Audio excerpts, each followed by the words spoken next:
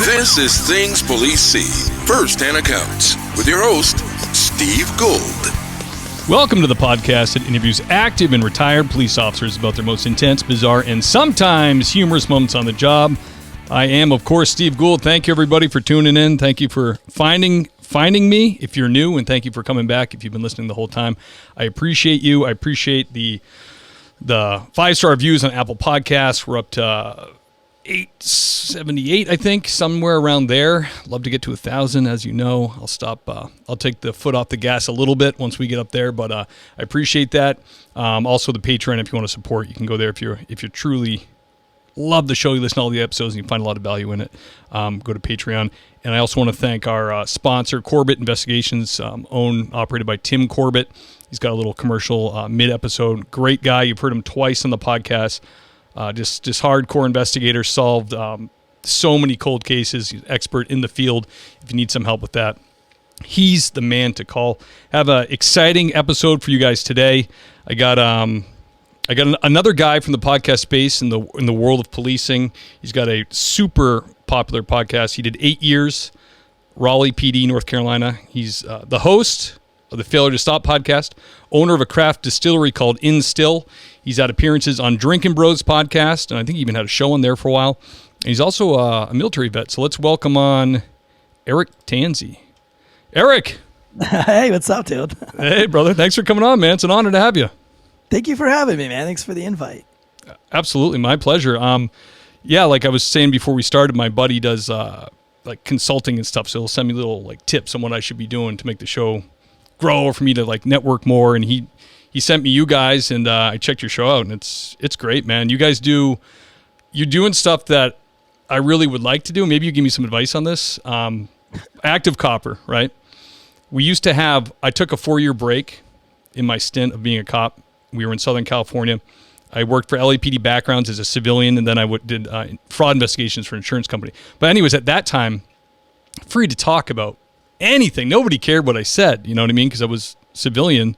And we used to have the show Cops in the News. We would take the spiciest police shootings, whatever's happening, kind of dissect them and talk about them with my buddy Ken Roybal, LAPD cop, he retired. And it was super fun. And those episodes started getting just as many and more downloads as interviews I was putting out. But then I got back in the job, dude. And I'm like a little bit scared now to open my mouth. What do you think? Dude, it's scary times, man. It's scary times. I can't imagine being a cop right now with what you can and cannot say. Like, people get fired for the craziest shit, dude. Like, I don't know, man. I enjoy the freedom to be able to say what I want. So I'm kind of glad I'm not a cop anymore. Hell yeah. But like, even being a business owner, at some point, I had to just say, like, I don't care if I get canceled. Because you can't be successful in the podcast business, especially like with comedy, if you are worried about what other people think of you. So I went through a stint, especially when I worked for Drinking Bros, because that was a comedy podcast. And right. The only thing I was good at, like, I had a sports show, and I hate sports, and I don't know anything about sports. So the whole show was driven by like my comedy. And I can't imagine trying to do that show. Well, I can't imagine, because I was doing that show and scared to death, and my lawyer was super pissed about like my distillery, like the backlash from my distillery, because I would just say the most audacious and ridiculous stuff. And at some point I just had to say, fuck it, dude, I don't care. Like, I'll just say whatever I want to say. Nothing I ever say is mean. It's just funny. And if people don't like it, it's okay. And you know what, dude? I think I have like one negative review for the whole distillery, and it's got like thousands of reviews on Google. I think it's got over 1,000, I think. I just got some kind of message about getting over 1,000 reviews on Google. I think it's for the distillery, but or check-ins or something. I don't know. But I've only gotten like one bad review, so it had nothing to do with anything that I said. So you just say whatever you want. You know, it feels good. Yeah. Within reason. Within reason. You know. That's the advice I wanted. Yeah, I always thought because I've thought about doing it again, I'm taking the podcast more seriously. I want to maybe add another couple episodes a month, maybe doing that. And I just thought, as long as I'm saying things that are true. Well, that's not true, dude. You could say the truth and get yourself into a lot of trouble. Right. But for my own conscience, you know what I mean? Then what can you do? I don't know. I got to think about it, but it's really cool you were on Drinking Bros. I had a brush with those guys kind of in LA. I did stand-up comedy for 5 years when I was a cop on Cape Cod. And it took me, because I was working so much, stay-at-home wife, and then I was trying to hit the comedy clubs in Boston. It took me like 5 years to get like a solid 15 or 20 minutes. But they were pretty good, and I was able to like eventually open for Lenny Clark. I opened for Steve Sweeney, cool. some of the guys that were known. So I took that out to L.A., and a buddy of mine was the manager for Nitro Circus. My buddy Dove. Oh yeah, I went to high school with him, and so Dove's the manager. Jared Taylor from Drinking Bros produced Nitro Circus action figures too. Yeah, actually. Yeah, they're like all the helicopter stunts. Yeah, they're good. They're good pals, and so. He calls me, and I hadn't done stand-up in like a year, and he goes, I hadn't heard from Dove in a year probably. We just text once in a while. He'd be like, hey, we have this benefit on Huntington Beach, and Steve-O was supposed to do some comedy, but he backed out. Would you want to do it? And I'm like, there's no way you can say no, right? Right, yeah. I'm like, yep, I'll be there. So I immediately called a couple friends in comedy. They got me on stage again, and I went down there, and it was a disaster, dude. There was like, open air comedy. There is that I'm told right away, like Roner. It was in remembrance of memorializing Roner, the guy that died skydiving, one of their buddies. Okay, yeah. And they're like, his parents are right in the front. They're Mormons. Like he was in a squirrel suit, right?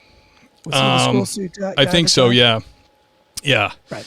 Yeah. So they're like they're Mormons. Do you have anything cleaner? I'm like, this is 5 minutes before I go on. I'm like, kind of. Wow. So I go up there, and like, mind you, Travis Pastrana is letting people pay him $100 to open hand slap him as hard as they want. Oh. I'm like, how am I going to do? So I do my best 15. I joke around with the crowd a little bit, and then I leave. Matt Eisman's the host of it. He's like on Ninja Challenge or something. I don't know. He's some celebrity guy. But afterwards, Jared Taylor came up to me, and he was like, hey man, I want to let you know that you did a great job. These were ridiculous circumstances. I didn't even know who he was. We talked for like 15 minutes, and we're chatting, and he said, what else do you do? I go, I just started this podcast. It's like got no listeners, but I'm really believing it. It's got, I interview cops about like unedited stories of what happened to them on the job, and it's no holds barred. He's like, this sounds awesome. And he even looked at my Libsyn page. He's like, let me see your stats. He goes, oh yeah, you're just starting out, man. That's not bad. And he goes, I have a podcast. I'm like, yeah. He's like, yeah, it's called Drinking Bros. I go, oh, really? Sounds cool. Do you guys get hammered? Only got like 25 million downloads or something like that. Yeah, exactly what he said. He goes, yeah, we get like millions a month. I'm like, what? And he's like, yeah, it's huge. He goes, I'm one of the co-founders of Black Rifle Coffee. And I know Black Rifle Coffee. So I was like, who doesn't? I was like, whoa, all of a sudden I was like, well, I'm talking to a guy in the business here. I'm like, holy cow. And he said, hey, you want to come on Drinking Bros sometime? We'll try to get you on the show. Yeah. I'm like, hell yeah, but we're all drinking and whatever. And I think he might have thought, maybe he thought like I was like a bigger comedian than I was or something. If you would have like reached out to him, they'd have put you on the fucking show, dude. Yeah, I talked to Dove about it because I'm real bad at this, man. I'm bad at like selling myself and bugging people. So he's like, Dove's like, just bug him because he's super busy. Send him a fucking voice message, dude. Jared Taylor was on my kids' show. I have a 10-year-old who has a show.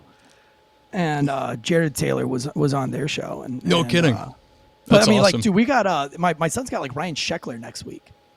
That's I heard that podcast is taking off.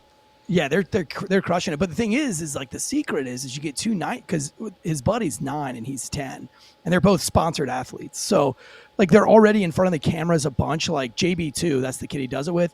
There's a Jackalope Fest that's coming. It's put on by Tony Hawk.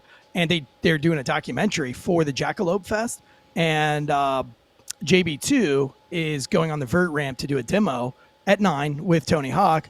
Wow! And so they just did like an interview yesterday, and then they like squeezed in my kid because like now my kid and him are like doing the same thing. So we're getting a booth and a tent and set up. But the thing is with these 9-year-olds and these 10-year-olds. Is they'll just message these guys voice by voice. They'll say like, hey man, I think it would be totally awesome if you came on our podcast. They like, who's going to say no to a 9-year-old, right? That's super stoked and excited about life. And that's what their show is, man. But they've had way more stars. They started in January this year, and every single episode have had a blue check mark, like just banger. Olympian medalist, X Games medalist, the voice of X Games, pro surfers. I mean, they had That's Rob awesome. Machado, who is like one of the greatest surfers of all time. It was him versus Kelly Slater in the world champion for the world title several times and for Pipe Master several times. Wow. So, yeah, they had Jared Taylor on, Lord Hot Dog. And, Dude, that's insane. About action figures too. So yeah. What are they called? Little Groms or something? Or Grommet Vomit. The Grommet Vomit, that's podcast. Right. Yeah, they came up with that name. But I mean, they're a force to be reckoned with, dude. Those two kids, wherever they go, they're the top of the game, but they're the kindest. So they show up to these parks all the time, like they skate every single day, or snowboard or surf, and they're the best at their disciplines. And they go there, and people are just in awe because they haven't seen kids this age kick flipping, 3x3s, 6 stairs, hitting a huge kick flip. Like most people don't even want to walk down the stairs; they're so steep. And these kids are flying off of them, hitting kick flips and things. And they'll land and literally like run up to the kid that just can't skate at all or whatever, and just hug that kid or hold their hands to help them down ramps. Oh, that's sweet. And it's just like it's changing those two kids are changing the game wherever they go, because their lives are generated by happiness, like a fire. And I've just taken so many notes from them in the last few days. It's like to be that good at that age and to be so happy to be with whoever. They make the podium at every contest. And I told my son, I asked him a few weeks ago on our way to a contest, I said, dude, are you pumped about the contest today? And he said, dude, Dad, I'm so pumped, dude. All my friends are going to be there. And like, I'm more pumped about the practice session tonight with my friends than I am about the contest. And I was like, what's your strategy for the contest tomorrow? And he was like, I don't know, man, like just skate and have fun. Like, it's hard to have a strategy, Dad, because it's like, it's 5 minutes that I get to skate in the park by myself. So like I have the whole park. Like I want to do all of it for 5 minutes incredible. Without like being snaked. Like his mindset is not the contest. It's being able to skate the whole thing by himself. That's awesome. I mean, you take a lot from that, like you said. Keeps your heart in check with that kind of thing going on. Yeah, that's always happy, man. They're just always pumped. It's so cool. That's unbelievable, brother. Eric, your story to me is really kind of inspiring because I'm always inspired by people that take a chance and they do what they want to do and they kind of throw caution to the wind. And I kind of feel like you did that with the distillery. So people don't know, Eric was like I said, was a Raleigh police officer for 8 years. And because he started a distillery, he was forced out of police work because, I mean, it doesn't make a lot of sense to me because to me, as long as you're not serving alcohol to people, like you're not a bartender, you own a business. Right. So a manufacturing business at that. But was there like a shot across the bow? Were they like, hey, you got to stop this? Or I mean, so my history is like super crazy. So I was in special operations in the military, and I had a stint where I spent 4 years in special operations. I got selected through Special Forces Assessment Selection, attended the Q course. However, I found myself in a little bit of trouble in language school with a couple other guys. So we got put under like an investigation. I was not guilty of anything. I was just near people who were guilty of some shit. right. But because I was caught up in the investigation, it took them months to clear my name. And which is why I teach my children guilty by association is a real thing, dude. Like, Sure. if you're hanging out with people who do bad shit, just because for example, my son was running in church. They were in the chow hall at this church that we used to go to. They had this like big giant chow hall, and they used to have like fucking like pancake breakfast and all these things. But there's signs everywhere like don't run, and these kids would like run laps, like all the kids, and I have 3 kids, and my middle child does no wrong. So he was not running. Now, my youngest child and my oldest child were definitely running with the other kids. Right. But my middle child was just trying to walk quickly behind everybody because he wanted to play, but he didn't want to get in trouble. Right. And this old woman came by, and all the kids like blew past her, and you could just see that it enraged her because, the young parents don't care. It's the old ones that don't want the running in the chow hall. And so she just grabs the first kid that she can get a hold of, which happens to be my middle child.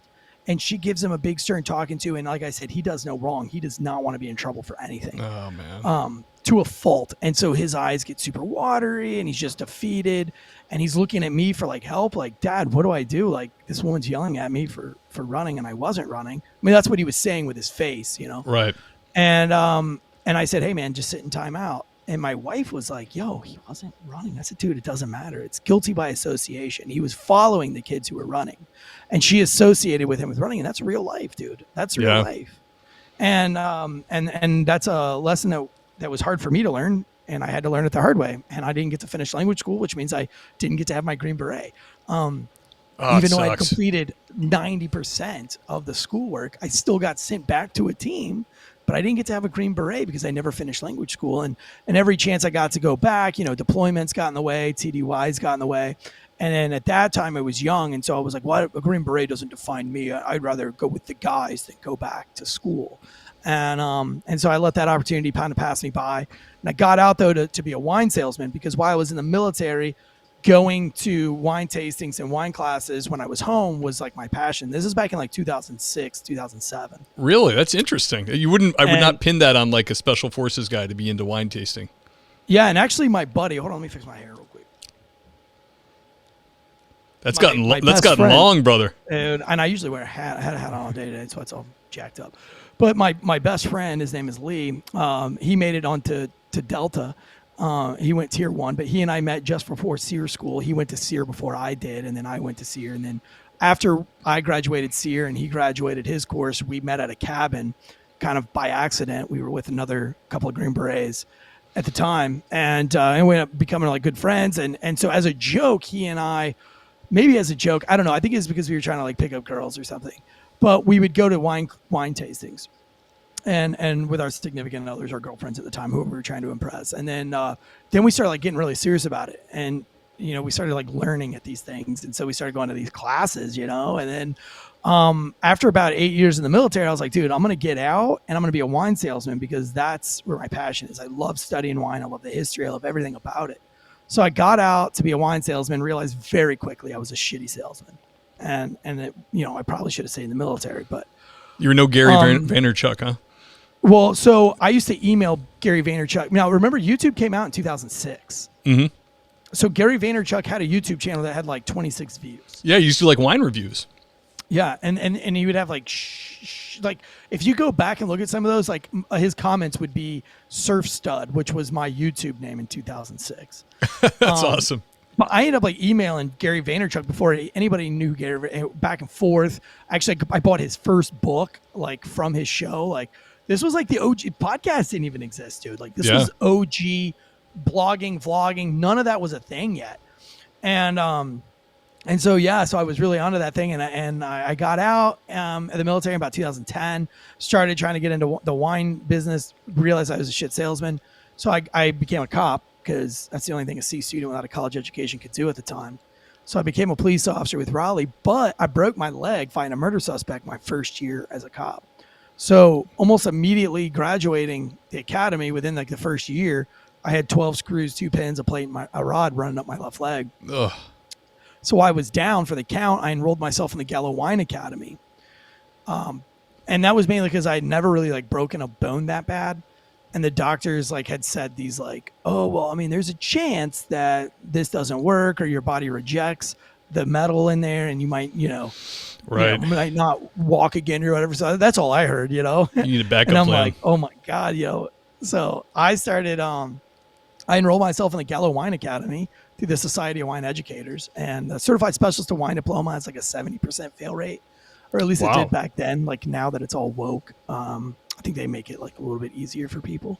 Right. I mean, I don't know. I took the test back in like 2012, so it's been a long time. I've just heard it's gotten a lot easier, but back then, I mean, it was like a very difficult. I think there was like 600 of us in the United States that had passed that test. Oh, so I spent like that's 2 years very studying my ass off to take that exam, and I ended up going back to work as a cop. Right, like I was only out for like 5 months. My leg healed up just fine, really quickly actually, and but I had already enrolled and spent all this money, so I had to pass the test. So I spent all that time in my cop car studying, and I knew that I didn't want to be a cop for 30 years. I worked in the inner city. I saw a shooting or stabbing like every day of my job, pretty much, or a foot chase or something, some kind of, adrenaline spiking thing happened. I had my tooth knocked out fighting a dude, and it's no bueno for your body. Right, like 3 of my friends got shot while I was working. And one of my buddies shot and killed a dude, and you know, it was just I knew that that's not the life I wanted to live, especially having kids. And but owning a distillery was something that I wanted to. I didn't want to teach wine, even though I was teaching wine at the time at like Total Wine and some other places. But I wanted to be a doer, dude. I didn't want to be a teacher. So. Yeah, I like Total Wine. They sell cigars too. I like that. Yeah, they do, man. Like I actually taught a cigar class there. It's like Cigars 101 or something like that a couple times. So how did wine? I mainly taught Old World versus New World wines. Okay. That was kind of like my specialty. I hear when I go in there, they I like wine myself. I'm a big fan of. This is going to sound so pedestrian to you, but I like Pinot Noir because I not because of sideways, but because of it's got supposedly lower tannins, and I do find it to be like smooth and like it doesn't give me a headache. Yeah. I mean, it has lower tannins for sure. Tannins don't really give you a headache. That's like a huge myth. Don't tell me these things, Eric. Tannins don't give you headaches, dude. And neither do sulfites. Do you get a headache after you eat bacon? No. Okay. Well, there's like twice as much sulfites in a strip of bacon than there is in a bottle of wine. So is it because I have 4 bottles of wine? Is that what the headache's from? I want a sulfite. Dude, like getting a headache from wine could be like 1,000 different things. I mean, it's typically the rate at which you drink it and how much water or food you've consumed before you drink it. You know, mainly a wine with a lot of tannins probably has a little bit 2 to 3% more alcohol than Pinot Noir. So, you know, if you're drinking a whole bottle, you know, you're getting 3% more alcohol. Yeah, that makes sense because I can easily drink a whole bottle. Like if I'm off for the night, that's like 4 glasses. I can do that easy. Yeah, so I mean, like if 12% is like where, like 11 to 12% is like where you're good, but then you get like a 14 to 15% cab or something with a lot of tannins in it. I mean, the tannins don't have anything to do with it. It's just cab naturally has tannins in it. You know, it's probably more or less the alcohol content that's giving you the headache. But you know, and it's the size of the sips you take. You know, like I drink white wine a lot different than I drink red wine. Like when I drink red wine, I happen to like sip it almost like coffee. You know, whereas I drink white wine like I drink lemonade, or like I gulp it. You know, it's like I'll finish a white wine bottle 3 times faster than I'll finish a red wine bottle. So I get a lot shittier on white wine than I do red wine, but it's not because white wine's different. It's just because I drink it faster. I don't know. It's like cold. It's refreshing. You know, it's like people take liberties with white wine too. They put strawberries and ice in it, and they treat it like the Bud Light of wines. And then at dinner they'll have red wine all. I've never fucking done that. Like I've done sangria with like red and white wine where I've mixed it, but like I don't know. Like I mean, a Sauvignon Blanc, you know, it's like so crisp and so clean, and when it's super hot outside, man, I don't know. It's just like I just drink it a lot faster, man. I just. You know, and if it's cold outside and I have like a super thick, buttery Chardonnay and I'm sitting by the fire, man, I just pound that shit, dude. And then I get a rager of a headache the next day. But, you know, it's just like, it has nothing to do. I mean, it's really almost everything that you have. Everything that comes from a headache is everything that is from how you drink that wine. And every wine's different, you know, and how you consume each wine. Old world wines give people less headaches. What's considered an old world wine? French, Italy, Spain, anything that's been making wines for thousands of years versus hundreds of years. But old world wines, more particularly, like anything European or Eastern European for that matter, they're all governed by super strict laws. So they can't put anything into their wine. Now, the good thing about that is they can't put anything into their wine. So you're getting like a very natural flavor of your wine, but it's very earthy and dusty because there's nothing else in it. So it's not very fruity. They're usually more barnyardy. They taste like, people will say dry, and that's just because dry is an easy term to say, like, I don't know what the fuck I taste right now, so I'll just say dry. Because they've never like chewed on a belt strap. But like you fucked around with some leather when you were a kid, right? Like we've all owned those like spears that had like the little rubber tips on the end. We're supposed to like Native American. They had the little leather ties on the end, and you chewed on that as a kid. Or like maybe the baseball glove, you know, when you tighten your baseball glove, so you've actually tasted leather. I hate when people are like, oh, what does leather taste like? I've never tasted it. Bitch, you've put a belt in your mouth before for one reason or another. You know what it tastes like. Right. But like those are the flavors you get versus like a California Pinot Noir. Like you're familiar with strawberries. You're familiar with raspberries.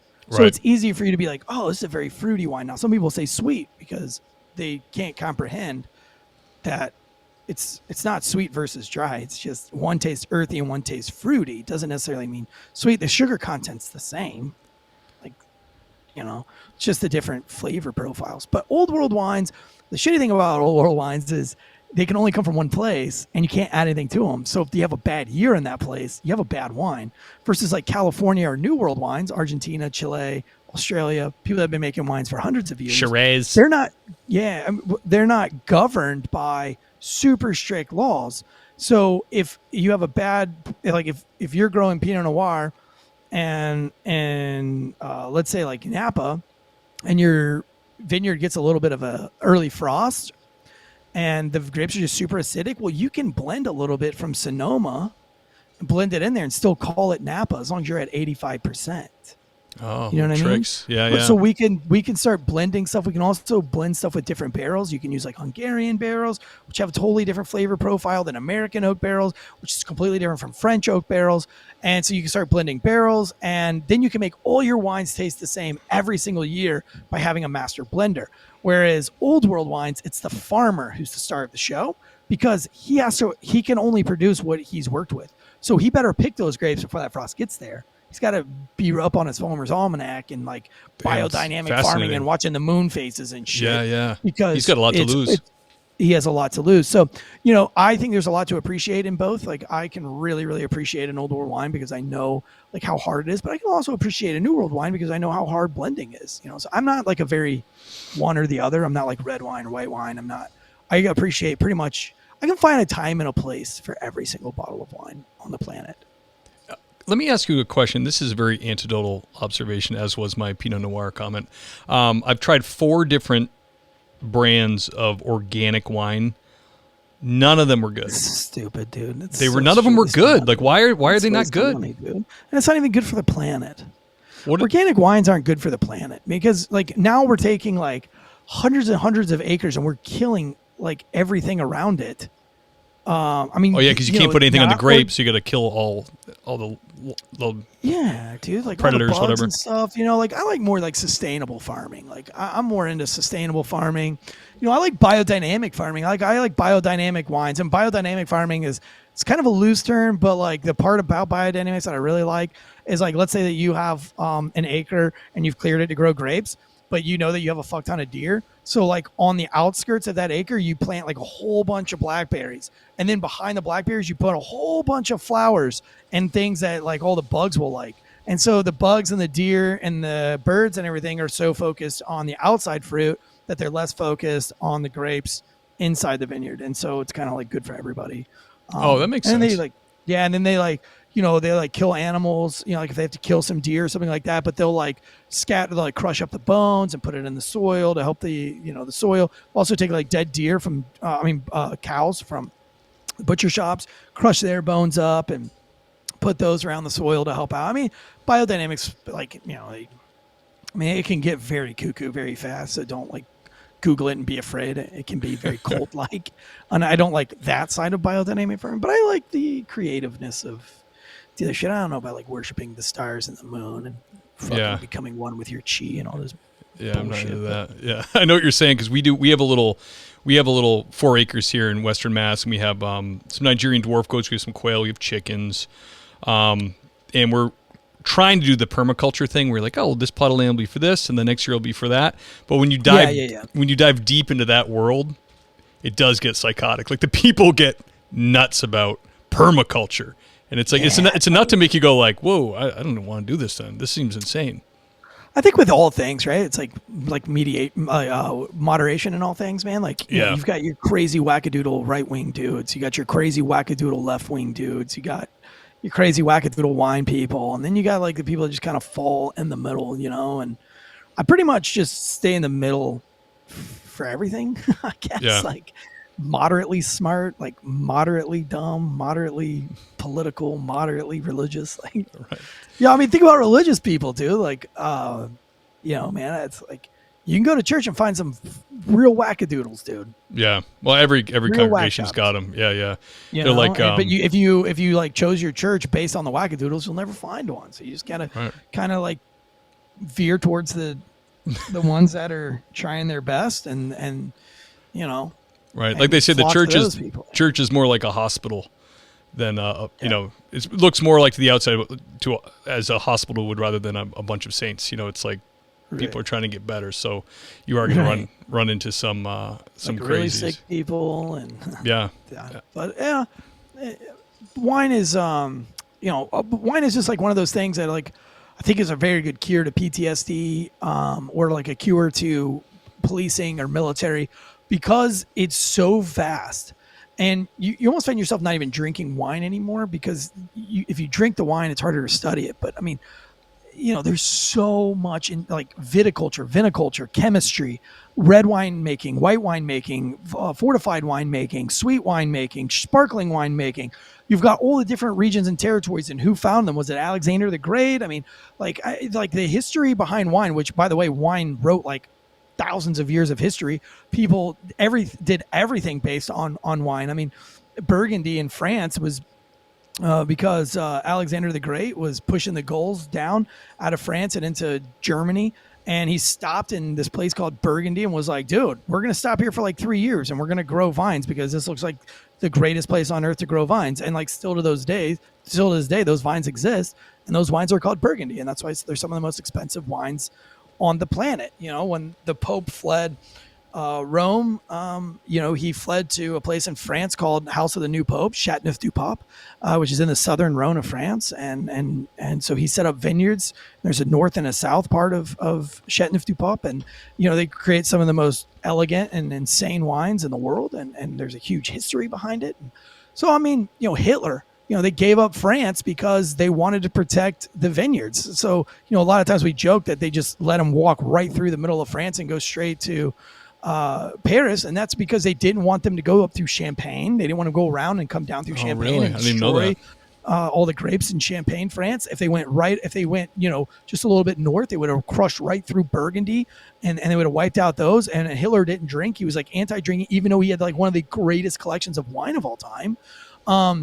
There's a great book called Wine and War, even if you're not a wine drinker, but it's just an awesome book about the POWs and how they were smuggling wines in and out, and that there were these like people that were trying to go find wines that Hitler had stolen. But, if they went too far south, they would have went through Châteauneuf-du-Pape and ruined those grapes. So, France was like, dude, they're already fucking up our art. So, it was all about saving the art and the wine for France, and that was a big part of that history, and the Civil War here. If you want to do all your research on the Civil War, that 100% started with rum production and slavery. I mean, rum production was all about the slaves and the French-owned slaves in the Caribbean, which, because the Revolutionary War, they had kicked all of the, we lost all of our fighting age males, and France's Navy was getting huge. And everybody in America had to consume rum because you couldn't drink the water here, and whiskey wasn't really a thing yet. So everybody was rationed 5 barrels of rum per person per year. But that was making the French extremely rich. And we were like, well, the British just left, and the French are going to come in here and try to do the same thing. They were already moving up into the New Orleans and the French Quarter. They were fucking around in Florida as well. And so we were like, dude, we're going to start making corn liquor, and we're going to tax rum 300%. So when they taxed rum 300%, everybody started drinking the corn liquor. That means people stopped drinking the rum, which means that the French started leaving the islands, which means that there were a whole bunch of slaves and not a lot of French. Then you had the big slave revolutions and the big slave revolts, yada, yada, yada. And then there was no need for, all those slaves were in charge of their own property now, and the French had left. So there was no more like slaves coming by boat over to the United States. And then 30 years after that, we have the Civil War and we end slavery. So all that has to do with beverage, man. And yeah, and it just, when you think you know something about beverage, you know absolutely nothing about it. It's like, I just had a bottle of wine not too long ago. It was like 26 people died trying to pick the grapes, because the Lebanese were having like a civil war, and they were fighting across the vineyard. But the fucking winemaker was like, dude, we got to pick these grapes now. And so like they sent out a whole bunch of people to pick grapes, and like 20 people got smoked or something like that, picking grapes. Wow, that's crazy. And I paid $23 for that bottle of wine. It's insane, right? Yeah, like I should have paid, I feel guilty. I should have paid at least $100 for this. people say that all the time. Like, well, why would you spend? Probably the most expensive bottle of wine I've ever had is probably at this point $2,200, and some people are like, well, what's the difference between a $2,200 bottle of wine and a $20 bottle of wine? And I'd say, well, if you ever go to the batting range, it would be like the difference in swinging Jose Canseco's bat or Babe Ruth's bat and swinging the DeMarini that they have in stock. That's a metal bat. Will you hit it further with the DeMarini bat that's in there? That's only $12. Yeah, you probably crank it out way further than if that old ass wooden bat that was Jose Canseco's. But would you pay $100 to swing Jose Canseco's bat one time? Yeah, probably. Because it's Jose Canseco's fucking bat. That's the same way wine is. It doesn't mean that it's better or worse. You're paying for the history. You're paying for whatever story comes with it. And if it's at $2,200, I bet you the story is incredible. Yeah, absolutely. Damn, man, you got some deep wine knowledge. It goes back to the history of the world. Eric, can you go way back to a young patrolman Tansey when you had your first hot call, that you had an adrenaline dump? Yeah. Actually, so I've got a book coming out here pretty soon. It's called Pig Latin, a seriously funny true story. And it's like my roller coaster of a career as a cop, but it's all the funny stories. Basically I was just a shitty cop and had to be like, I started like my learning curve had to be very steep because I came in very rough around the edges and literally they had to like tear me all the way down and then like build me back up. I finally got officer of the year, but like I started off as like just doesn't sound that shitty. Worst cop. Right. Gotcha. But when I started, I was the worst, dude. I was like, like for instance, like one dude ran from me and my training officer and I were chasing him and he laid down in the woods and he stopped moving. So we stopped and my training officer was like, fuck, I think we lost him. So I pulled out my gun and I was like, move your feet. He's like, what are you doing? I was like, move your feet. He's like, what are you doing? I was like, I'm going to put one in the ground real quick and then he'll get up and start running again. He was like, awesome. Put your fucking gun away. Like put his, almost got written up for it. Like it was like a whole deal. I had to go like talk to the sergeants and everything. But I mean, I was just rough, dude. Like I just had this totally different mindset that had to be rewired. And that's funny, I think, man. The first night that I was by myself, so my police career was very weird because I was with a training officer. I just come out of special operations and they had known my resume because they'd give me a lot of shit in the academy about my military resume. And they treated me like worse than other people because they would call me, oh, hey, come over here, special forces, come over here, special forces. And I was like, guys, like I'm not that guy. Yeah, because they're afraid you're not going to think it's hardcore enough because you've already went through it. Right. And they hammered the shit out of me, dude, like constantly just hammering me. And I just kind of really wanted to be left alone. But I mean, I got it really bad. Like the red man, they would put like 4 dudes on me to like just absolutely obliterate me. I never won any scenario. Like everybody else in the class would get these like softball scenarios and I would get like the crazy fucking, we're going to take you down a notch for a year. One active shooter. I'd have like 4 active shooters, Right. Like crazy scenarios where I always die. They'd have the class bury me and like give me last words of testament. Geez. Just like they were just complete dicks to me. And so anyway, my training officer, like I only had him for like 2 or 3 weeks, and his wife gets pregnant and he goes on pregnancy leave. So they put me with these guys who were basically on task force, but not really on task force. They eventually became task force, but at this time they were gearing up to be on task force. So they put me with these dudes. These dudes aren't FTOs, and they don't want some rookie with them. So they just hate me. And I'm slowing them down. So they're just like, you stay in the car, and they're doing like buys on undercover buys, and they're doing all these crazy things. And I'm just basically like sitting in the back seat of the cop car where they have to like physically let me out like every call. You know what I mean? Like, yeah. They're not trainers. They don't want to be doing it.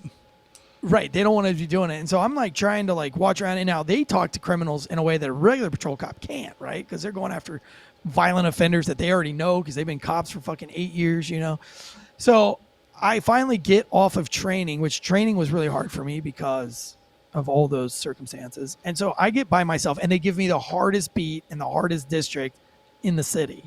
So now I'm like working this shithole area by myself. I'm not from Raleigh. I'd been working in another part of Raleigh, and now I'm like going to call by myself, and I have no idea what I'm doing. So my first call by myself I'm driving. It's raining. The rain's like pitter pattering on the window. I'm falling asleep.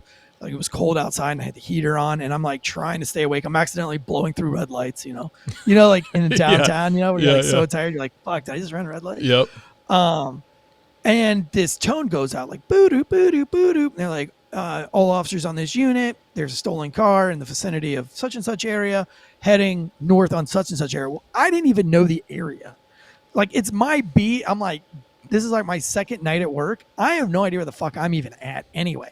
But I look at the street sign and it's literally the name of the street she just said on the radio. So I'm like, oh my God, maybe there's a stolen car coming towards me. So I'm just going and looking and there's a car coming towards me. And, I'm that new rookie cop by himself. So I'm that deer in the headlights where I'm just like staring at the car as it drives by. He's staring back at me, which, is this real? Like he knows that I know.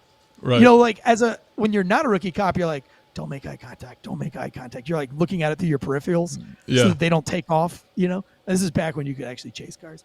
So, but I was dumb, so I didn't know. So I'm looking right at the guy. So he knows it's on. So he takes off. The cop behind him turns on all of his lights, takes off after him. So I do a U-turn in the middle of the street, and it's wet and rainy. I'm in the Crown Vic, so I'm whipping her around, doing the things. And they're like, we're making a left on such and such street. We're making a left on another street. Well, I go up and I'm like, fuck, I don't know what streets they were. And I didn't hear the left part. So I'm like, I don't know what to do. So I do another U-turn and I go back and here comes the car because they had done like a circle. Here comes the cop, the car. He's banging right for me. I just sit in the middle of the parking lot. I brace for impact. Nothing happens. I open my eyes. He's going airborne over this ditch in front of me, Dukes of Hazzard style. Swings back out on the road, takes off, going the opposite direction again. The car, the cop does the same thing. He goes around me, Dukes of Hazzard. And so now I'm doing another U-turn. So I've done like 3 circles at this point. So I do another circle and then everything is gone. And I'm driving as hard as I can, dude. And I'm just making turns, right? I'm like, because they're saying going west and east. They're like, going east on such and such street, going west on such and such street, going east. And I don't fucking know any of these roads. So I'm just hitting my like right, left. Well, I'm hauling ass, lights and sirens. They release the dog. They've got a bite. All these things are happening and I can't find anything. I stop. Man. I roll down my window. I'm listening for sirens. Can't hear anything. Am I close? I'm 2 miles away from the scene. I have driven like a fucking bat out of hell, right? And I pulled into an abandoned gas station, and I'm shaking. Every part of my body is shaking. Yeah, you're pumped. And I was like, oh my God, dude! Like, I'm a huge. Like, I've been in combat, dude. Like, I have called in medevacs for people who are missing their arm. Like, I've literally been next to a dude missing half his arm and calling in medevacs, and was way more calm and collected. And I just like forgot. Oh, I didn't combat breathe. I didn't take a breath. I didn't stop and open up a map. I didn't roll down my window to listen to the cars. I didn't do anything right. I just fucking went code black, I guess. And so I'm sitting there like trying to pull my thoughts together. And remember I told you it's wet. And all of a sudden I hear this. And I was like, whoa, some car's hauling ass down the road because I can hear the splashes. And I look, and there's this BMW, and it's flying. It's like a 25-mile-an-hour speed zone in downtown, and this car just blows by me. And I'm like, it's another fucking stolen car. What are the odds? And this is like 2:30 in the morning. So I jump in my car, and I'm hauling ass after this car. Now, I don't turn my lights and sirens on because I don't even know what I'm going to pull him over for yet. All I know is that he's going way faster than he should. Right. But can you pull somebody over because they look like they're going way faster than they should? Or do you have to pace them? Do you have to have a radar? I don't know. I'm a rookie. I don't know the answer to any of these In questions. Massachusetts, you can, for sure. Yes, you can. Like, you can absolutely do that as long as you can articulate it. But as a rookie, absolutely. That's still under this adrenaline dump from 5 seconds ago. Right. Now I'm in it again. But this time I'm talking to myself. I'm like, don't turn on your lights and sirens. Don't blow it. Fall back. Make this guy think that you're not chasing him. Combat breathe. Pay attention. Okay, let's catch up to the car. Let's get a tag. Let's think about the law. Like, I'm starting to like do things correctly. Right. And all of a sudden, without notice, this car slams on its brakes and does like one of these drifting, like Travis Pastrana right-hand turns onto a street.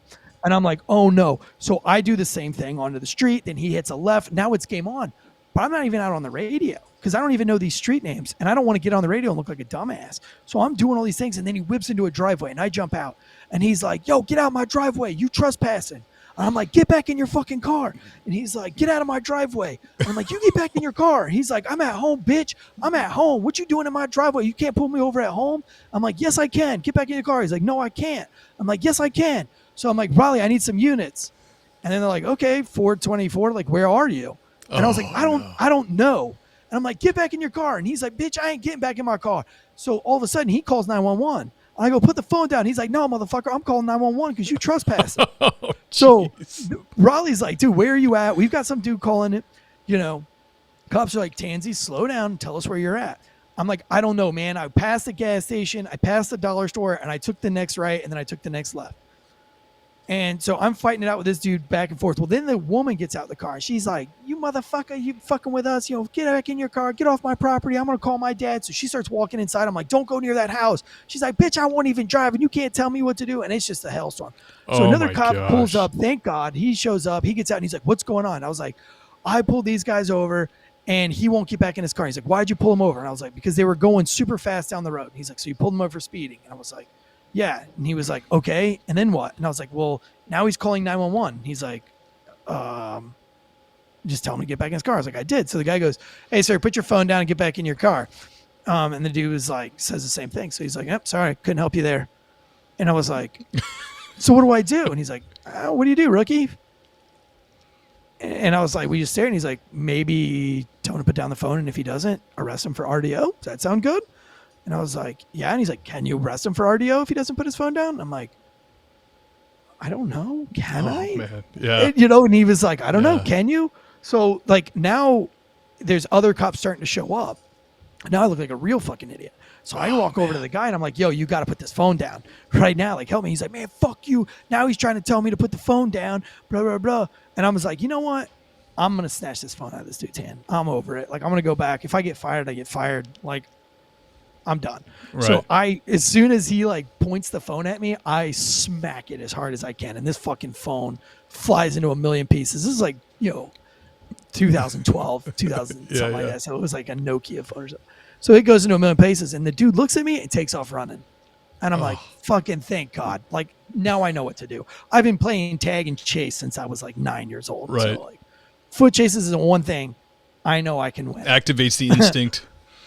So here we go, right? Now we're running. It's dark. It's raining. He jumps the chain link fence. I jump chain link fence. We jump another chain link fence. I jump that one. He runs around this house and he tries to open the door of some rando house. I jump down on top of him. I yank him back by his hair. I slam him down onto the porch. As I slam him down the porch, he rolls over, puts me into his guard. So like, I'm like, fuck, dude. Like this dude knows what he's doing. Like, in my brain, a foot chase ends when you tackle him. Right. But in this case, he throws his legs up around me and pulls my head down in. Knows jujitsu. So like, yeah, now I'm fighting some jujitsu, motherfucker. The door behind me opens up. Some woman's yelling at me. I pull out my pepper spray. I go, because I'm like locked into this dude's chest. He's holding my head down. And I go to just spray. I spray the whole side of my face and his face. Oh, no. The woman's now trying to tug at my belt. I turn around and spray her because I can't even see. So she falls back into the house. He tries to get up. I grab him by the ankle, trip him. He's stumbles on the porch, goes to get up. I tackle him as he's getting up. We both go down like 6 sets of stairs, like a set of 6 stairs, out into the mud. I can't see. I can't breathe. He's, I'm tired. And it's muddy. It's rainy. So I just take his head and I hold it in the mud until he just stops kicking. And finally he stops, right? And so I get this guy up and we're covered in mud and he's coming in things. And the officer that originally showed up that told me to run just disappeared, gone. Never saw him again. Hell of a guy. Thanks. Yeah, it just was like, fucking, I'm out of this. So now I got these other cops that are trying to get me to explain what's going on. And, and so I ended up, having, the sergeant showed up and he was an old Army guy. And he was like, good job there, SF. And I'm like, God damn it. Like, I'm not SF. Like, I'm a fucking cop. And he's like, get him to the fire station, get him cleaned up, take him to jail. Mind you, I just sprayed myself. So, like, I'm trying to figure out how to drive a cop car. We're choking to death, we're soaking wet and cold. But, I just remember getting to the jail and processing at the jail and then just having the worst headache to where I couldn't even like type out the charges. Ugh.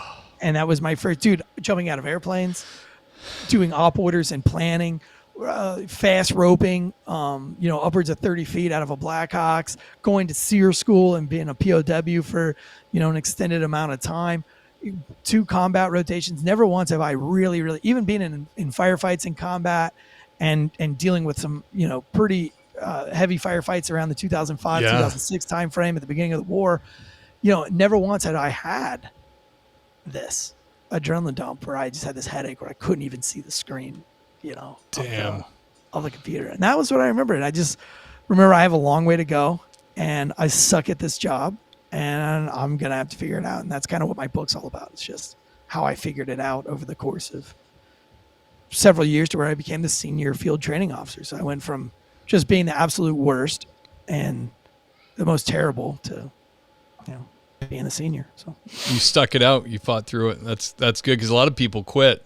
And that's not an uncommon story either. For where I came up, I was pretty protected. Like the senior guys were like pretty damn good. They were like, they weren't doing stuff like that, like old school, like, sink or swim type of stuff. Because that's terrifying. That's terrifying for someone who's new because it's not, you have a lot riding on that. Not only reputation, you're new, your job, you feel humiliated. That's brutal, man. That's I what hear my book's stories all like about, that. Man. It's so brutal.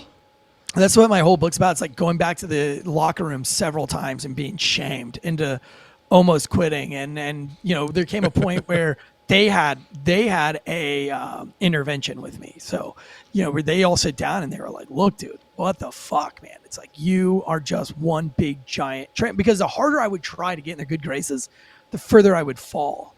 And, it would be like, okay, it's Sunday morning and I'm going to go try to serve this big violent felony warrant before everybody gets out of breakfast. So that way, like, all that shit's taken care of, only to find out that I'm in a house by myself, getting my ass beat by an entire family while this felon is trying to jump out the second story window. And again, I don't know where I'm at. And I didn't get out on the radio because I didn't think the felon was actually going to be there, and ruins their breakfast because they have to come and bail me out. And that was like kind of the time that the intervention happened where it was like, dude, 1, you're going to die out here. And 2, like, you're ruined breakfast. So, but a lot of people don't talk about that, right? Like a lot of people, you're right. A lot of people quit. I just never had that mentality to quit. So even though I was shamed and, there was times where I would like go home early so I wouldn't have to go to the locker room.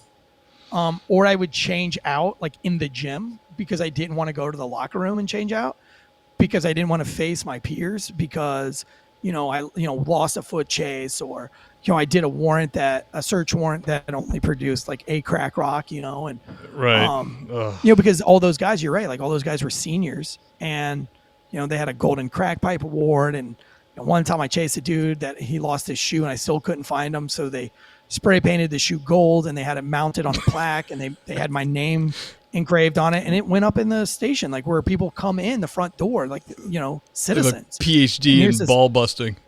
Yeah. I mean, it was just gnarly, dude, like constant. And, it wasn't until like it was probably like, midway after my second year, I broke my leg fighting a murder suspect in a stupid fashion. And then I broke my arm fighting another dude in a stupid fashion, like just putting myself in these terrible situations that I can't really get myself out of. And they finally they all were like, look, dude, you're going to go to a different squad. You're going to go to a different part of the city because you're not going to survive. And then, that came to me just begging like, hey guys, like, I don't want to fail at this. Why, instead of kicking me out of here, like, why doesn't like, let me ride with somebody, like show me what the fuck to do. Like, I don't know what to do and I need help. And it was the canine cop that was like, you want to ride with me, dude? Come ride with me for a couple of weeks. I'll teach you how to be a cop. And that's what happened. My training officer for the time was great, but he had the baby and he left. So yeah.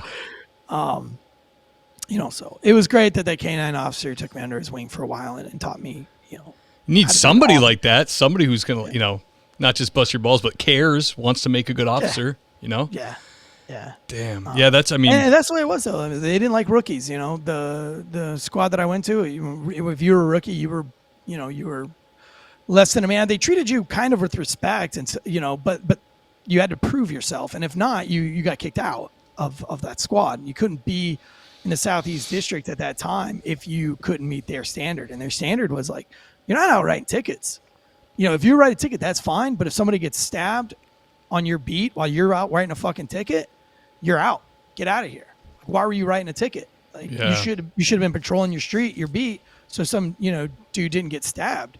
It was very much that mentality. So the book is really fun. It kind of nobody's ever touched that in a police book that I noticed. So I wanted to be the guy that unapologetically wrote like what it's like to be a piece of shit, and then Yeah, sounds awesome. Do you have is it out yet? Do you have a link for it or anything I can put in the show notes? I wrote the book thinking it was just going to be like this funny, like kind of comedy that I was just going to release, and ended up getting the manuscript got sent to the dudes that wrote Tim Kennedy's book, the guys from Ranger Up, and they were like, yo, let's make a run at the New York Times bestseller with this thing. So we need to change this, and this about it. And then we started doing all that. And then, then we started having to, so now it's become a thing. And so, the books got sent out for like a review. So the manuscript's out to like different people. Congratulations, man. That's awesome.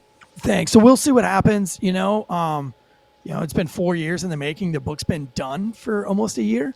But it takes that much time to get the media package and get lined up for like when the book drops, if you're going to go on such and such news stations and all these things, which I'm learning. But, and just then let me know. I'll drop a link for it. Yeah, it's cool. It's called Pig Latin, a seriously funny true story. And it's really like, if anybody like hates cops or wants to be a cop, like you definitely should read that book, because it's not like a grandiose, like, look at me, I solved this crime and I did this in the army and I did this as a cop and it made me. No, this is like, hey man, like I fucked up a whole bunch and like I was really stupid and I made some really funny, hilarious, stupid decisions that impacted lives forever. I mean, people die in the book because of my just absolute heinous failure. I was chasing a guy and I crashed while chasing him, and he pulled over and smoked a dude in the face and stole a different car, went to another location, hid in a house, raping a 15-year-old girl, and then fleeing the next morning to New York. And I was physically behind him chasing him and crashed. My gosh. You said smoked a guy in the face. Are you talking about shot him in the face? Shot him dead. Pulled into a pawn shop to change cars, got out, shot the dude in the face. 5-10 minutes after I wrecked my car, when I was directly behind him. So, wrecking your car at, 80 plus miles an hour, and totaling your car, and, I was bleeding from the head and the face, going to the hospital and hearing the tone, like I'm sitting on the side of the road, the ambulance shows up. And then as soon as the ambulance shows up, the tone goes off on my radio that there's been another 103, a murder. And it looks like it appears that the suspect has jumped into another vehicle. And all I thought at that moment, like, oh my God, dude, because I couldn't fucking drive because I was so headstrong. Oh, geez. Now this guy, and it just got worse and worse, right? So then he goes and he hides in this house and he rapes it. And so I put that, the guy's name, I put the guy's full name in the book so people could go and look at the story. And sounds like a demon. The news clip. He was a really bad guy. I think he was like 17 too, but he was just a very bad guy. So I chased him because he murdered somebody. And then, I got in the car chase and he murdered another dude and then he raped this girl. So, but obviously that's not a funny part of the book, but it's like, that it's like kind of, that was like maybe like the big wake up moment where I was like, dude, okay, so when I fuck up, like, yeah, I fucked up and I broke my leg. Yeah, I fucked up and I broke my arm. But like now I fucked up and somebody was raped and somebody was murdered. Like, because I can't control my adrenaline, or I can't like, and it's just weird because in every other situation, dude, like I'm a guru. Like put me on the range, dude. I shoot top of the class every time, like 3-gun shoot, man. Like I'm freaking surgical with a shotgun, reloading a shotgun, which is like super hard to do in 3-gun stuff, right. But I can beat like anybody in a contest of loading and unloading shotguns and things like that. Like I'm so great under pressure, but I was like the quarterback that did great in college. And then when he got to the NFL, he just couldn't get his shit together. That was me. Well, dude, it sounds like that job is pretty intense. I got to tell you, I've been a small town cop my whole career, and I've enjoyed it. I've heard a lot of stories like you're telling right now, and it sounds, it sounds like a lot. That's a lot. It's a lot, man. It's like, I went from, at the end of my career, though, I went to the college campus to work the last 3 months on the college, not on the college campus, but in that area, because I wasn't campus police. I was still city police, but I was in the area. That's because I was being fired. It was in the process of being fired for opening the distillery. So they'd moved me out of the district because I didn't want to work there anymore. I didn't want to risk my life fighting gang members every single day if I know I'm getting fired. So, Yeah, right. and it was crazy, dude. I got over to the campus for 3 months, and I think I took like 3 calls.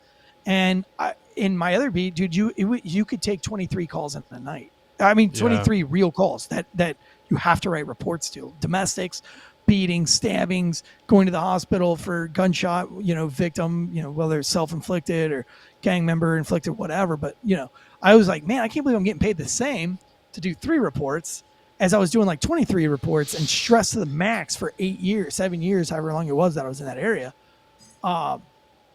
Just stressed to the max. So, I mean, it was crazy. But all that's in the book. Like a lot of places, it sounds like in Raleigh, to get to the rural areas, the areas that are a little nicer, you have to put some serious time in to get that patrol sector. No, it's actually the opposite.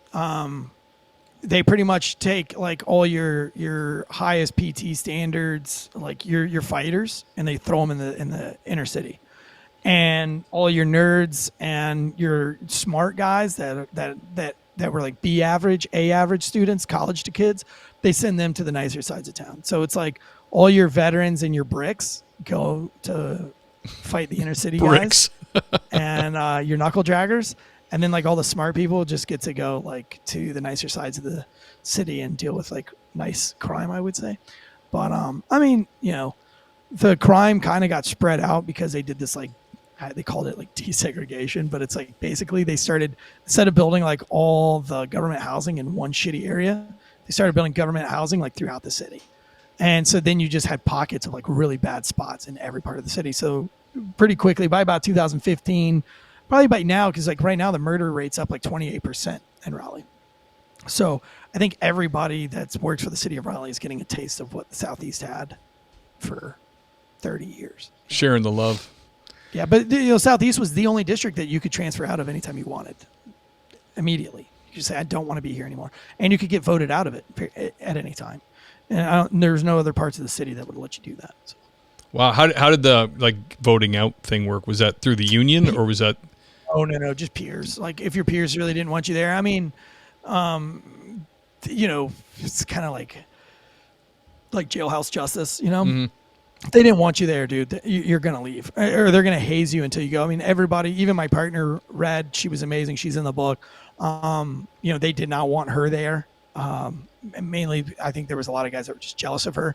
And I put why they were jealous of her in the book. And it's a very valid reason why they were jealous. But, at the end of the day, you're a pretty tall redhead that's super athletic, and you happen to have relationships with certain people, you're going to move up pretty quickly. But I mean, it didn't matter. They didn't want her there. And they, shamed her and fucked with her to the point where she's like, I don't want to be a cop anymore. She had a lot of friends, just like I did, but you get a lot of enemies too when you're always in the center of attention. There's going to be a large amount of people who just don't like you. And that's the same way I live right now, too. There's a lot of people who just don't fucking like me. I mean, that's okay. It's okay. You don't have to like me. Even in the wine industry, I mean, there's a lot of people who just do not like me in the wine industry, and that's okay. Stay away from them. But if your peers don't want you there, they'll go to the sergeant, or they'll shame you until you leave or haze you or whatever. But if you're not getting it, the sergeants will move you. They'll just say like, hey, you're not fitting out here. You're gonna get somebody hurt. Did you stay you stay there pretty much your whole career besides the last 3 months? Career. Yeah, my whole career. Well, I stayed there my whole career, and that's an achievement in itself, man. Sounds like. Yeah, like my best friend shot and killed somebody like in my 3rd year. Also in my 3rd year, a really good friend of mine got shot, and then another one of my friends that was on the squad, his training partner from the department that he was at, got shot in the head and killed, and he got shot in the leg, and then came over to our squad. And then his partner shot and killed a dude that made big national news. And then another one of my friends got shot. And then another one of my friends got shot in the face and lived. And all that, like, while I was working. Like, I was at work when these things happened. Plus I had a dude overdose in my back seat, which got me into a lot. I didn't get in a lot of heat, but you know how the media goes, right? Somebody dies in the back seat of your car, it's your custody. So, I got, I guess, like, charged with murder, I think is the right word. Yeah, I mean, I didn't have to go to court or trial or anything, but they took my gun and my badge away. Isn't it crazy how quickly they're charging cops with murder now? My dad was Maybe a cop it's not 32 charged. Like, years. maybe that's not the right word. Maybe that's not the right word. But like, what happens when you are like under criminal investigation for homicide? Is that charged? Well, I mean, if they didn't go through the DAs and were you arraigned? No, I just got I had my rights were read to me. I guess you're being investigated, so they probably just put admin leave. They paid you, but they took your gun and your badge, or Yeah. Yeah. Oh, I got paid, and I mean, I got cleared in like 3 weeks, but I think they didn't let me come back to work for like 3 months. No, that's okay. Just because you're getting paid. Yeah, it was fine, but because Right. like the public, like they want to let it die down in the public, but yeah, some dude overdosed in my backseat, So I mean, it was just like a crazy career, man, that I just couldn't wait. I liked it, I enjoyed it. I never thought I was gonna leave it. I was too invested in it, and thank God I left it though, because I would have been a terrible father, and it wasn't until I left policing that I realized I would have been a bad father, because policing was more important to me than really what my family was. It's kind of consuming. Yeah. It is. I was more focused on court preparation and evidence preparation and getting my workout in and doing the squad dinners and the squad hangouts, and it wasn't until I stopped being a cop, which is why I'm like super adamant about getting cops to get away from that mentality. That I realized that, holy shit, dude, like I would have been a really bad fucking parent to my kids if I would have stayed in this profession. Sadly, that's true for like so many cops. I mean, that's the thing. Like the cop's kid. The cop's kid's always a disaster. The cop kid always gets into drugs. Preacher's the cop's kid, yeah, they're always Preacher's yeah, kid, exactly. cop's Like kid.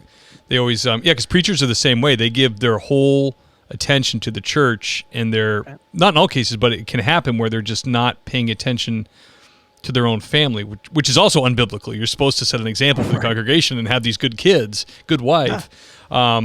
Yeah, but that's so true, man. When I was listening to that podcast that you guys had when you were interviewing, I feel bad I don't remember her name, but it was Officer Tatum's wife. Corinne Tatum. Yeah, so that's why I started that particular show on the channel. It's called Last Call. And it's giving cops something else to talk about so that you don't sound like an asshole to your civilian friends over the weekend. That whole show was developed because of my rants of, dude, okay, like let's go home and talk to our wives about something that's not police related. Well, what are we going to talk about? Okay, well, like that's why I do this like comedy sketch, like yeah, it's great. Where I talk about Lindsay Lohan changing her name or stuff like that. Like, but I put it in a way that cops will want to hear it so that you don't fucking sound like a cunt all the time sitting at the dinner table. Telling war stories at your family gatherings. About dead babies and domestic violence all the fucking time. Like, let's talk about something else. And so the Last Call every Thursday, that's what I do. And with Dead Leg Media, we go over all the news, pop culture news and world news, really quick, like Big Bird to Cookie Monster style, all the talking points so that when you get into the weekend, you're at the civilian barbecue and they talk about Jay-Z's new champagne, you don't sound like a complete idiot. It's great, man. You know how many cop parties I've been to or like get-togethers that were like, quote, family friendly?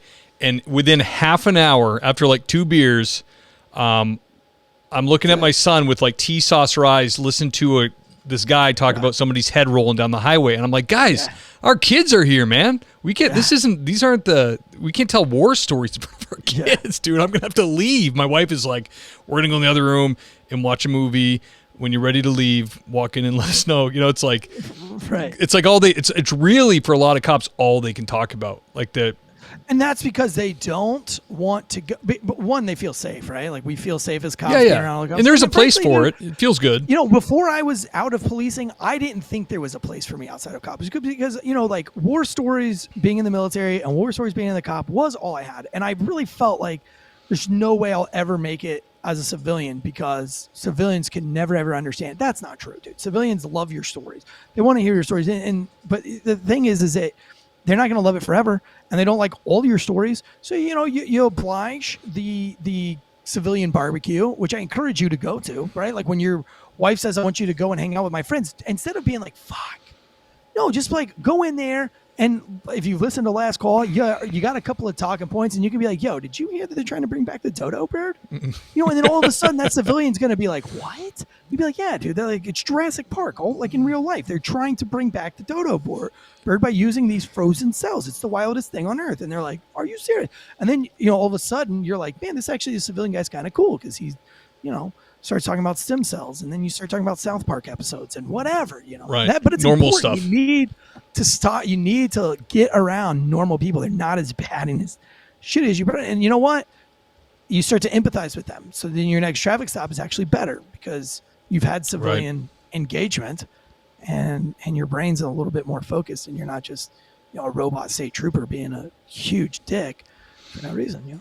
Right. Absolutely. 100% on that. Eric, I've had you for about an hour and 20 minutes. I won't keep you much longer, but it's been great. But one question that people love to hear about, there's a lot of people listening to this podcast that are, and I'm really grateful. I get a lot of emails about people that said they were on the fence about police work, but they listen to you guys talk and they decide to be police officers because they feel like they've gotten they've got the information they were looking for, but they love the advice that you guys, people have experience, can give to like candidates, people applying, people who are just getting out of academy. What would you tell them in today's day and age besides don't do it? No, I would never say don't do it. Like, honestly, God, I would never say don't do it. I don't think I've ever said the words don't do it. It's still a noble profession.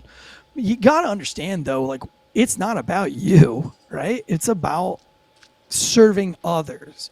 And so whatever capacity others want to be served in is where you need to serve them. And the call, right? Like we talk about, in academy, they'll say, the call. You never know when you're going to get the call. Well, what I think that they should say in the academy is the call could be a broken tire on the side of the road, man. Because if you didn't stop and help that gentleman or that young lady with that tire, minutes later, a truck carrying all this lumber could have plowed into it and killed her. So, when you drive by the call, when you drive by anything that could have been the call. That could have been the call that you saved the day and you didn't. So, it's about serving others, and it's not about driving by that car wreck that you don't want to take at the end of shift. That's the call. Like when it's 4:45 and you're off at 5 and you see that wreck, that's the call, baby. That's what separates you from everybody else that's just doing it because it's a job. That's when you know that you're a noble man. Like that's the difference between a knight and just some dude that's wearing a badge, is when you pull over and you help that fucking person. One of the things that got me through Special Forces assessment and selection was, and it was the best piece of advice that I've ever gotten, and I try to live by it to this day, and that's be the last person to sit down and the first person to stand up. Because if you're the last one to sit down, when everybody else is tired and everybody sits down and you're the last one standing up, you're the one that's going to be able to go refill that canteen that the dude forgot to refill before he got up. Or the dude that's back's hurting, spasming so bad that he can't untie his boot, but because you're standing, you can bend down and untie his shoe and get it off. If you're the last one, if you're the first one to get up, you're the first one that can help the next guy up. Or you're the first guy that can pull security and get that kill when fucking Charlie's breaking the wire. So, be the last person to sit down and be the first person to sit up. And that's how your police career is. Just know in your brain, dude, you're the last motherfucker getting off. And you're the first person clocking in, and you'll have a great career if you can live. But that's I mentioned that in my book a lot. Is that I didn't know that wasn't me. My first 3 years of being a cop, me was finding the craziest felon with the most felony warrants. It was if I had to go to a car wreck, I was annoyed and aggravated. I didn't want to do it because I wanted to go find a bad guy. And it took me 3 years to realize that no, dude, like being a servant is the dude that's washing Jesus's feet with your hair. Like, it's not the glorious catching the murder suspect. The glorious part is serving somebody, even though that nobody's going to write a news article because you helped change a tire on the side of the road. Right. But that could have been the call that changed somebody's life forever. And so, those are the ones you should take the most pride in. That would be my advice. Absolutely. Great words of wisdom. Absolutely. They're take pride in, it's a vocation you can take real pride in every little thing you do. You never know. You never know whose life you're changing and how the interaction is going to happen. So, Eric. Dude, 10 minutes with somebody can change their lives forever. And that's something you have to, that domestic violence, like, treat it like that, man. Like, I have 10 minutes to change this person's perspective on everything, and I only have 10 minutes to do it. And there's some really great cops out there that can mediate and save a marriage or mediate and save some people from going to jail in 10 minutes. And that's a phenomenal, like, it sounds easy, but it's talking for 10 minutes is not easy when you're trying to mediate situations. So, I always say that, like, when you put on that badge, dude, it's just like being knighted, man. You're a knight. Be a fucking knight. And that's awesome. A knight is chivalrous and, good and noble. And don't become a meme. That's my other piece of advice. Don't be a meme. Don't do that. Don't become Laverne PD. Eric, thank you so much for coming on, brother. It was an honor to have you on the show. Everybody should go check out Failure to Stop podcast and also Pig Latin when it drops. Sounds like you got some pretty great stuff coming down the pipe. So thank you, sir. And I'm going to do the outro real quick. Can you hang in the green room? Or do you have to take off for the next recording? No, my next show is at 8. So as long as I'm out of here by like 7:50, I'm good. All right. I'll be right with you, brother. Yeah, man. The great Eric Tansey, ladies and gentlemen. Really fun interview. Honor to have him on. Failure to Stop podcast. And like I said before, Pig Latin, when it drops his book, sounds like it's going to be awesome. Definitely going to pick that up. Thank you guys for listening. Thank you for continuing to support the show, and all the notes and messages you give me really mean a lot to me. I love that. Now the time of the show when we thank the Patreon sergeants. Sergeant level will get you a shout out on the show. And who I'm talking about is Doug and Kelly Newman. Burley Boards, Dan Carlson, Derek Warden, Scott Young, the great Wayne Miller, Nick Noose, Tom Connell, just Dennis because that's all he put, George Tessier, Daniel from Motorcop Chronicles, Greg Gaboy, the great Ben Peters, Scott Minkler, Tammy Wall, Sean Clifford, Braden Walker, Sasha McNabb, Corey Payne, the great Mike Wynn, Nathan Gowan, Jason Lau, Lauren Stimson, Brandon Hooker, Jake Pinito, John Shoemaker, James Rose, Seth Wright, Tony Fahey, William James Long, that's Deputy William James Long to you, Andy Biggs, the great Chris June, Adam Nihal, Gary Steiner, and the handsome Lane Campbell. Guys, thank you for your continued support. You keep the lights on over here, and I truly appreciate it. And that's all for me. I'm going to see you guys next week.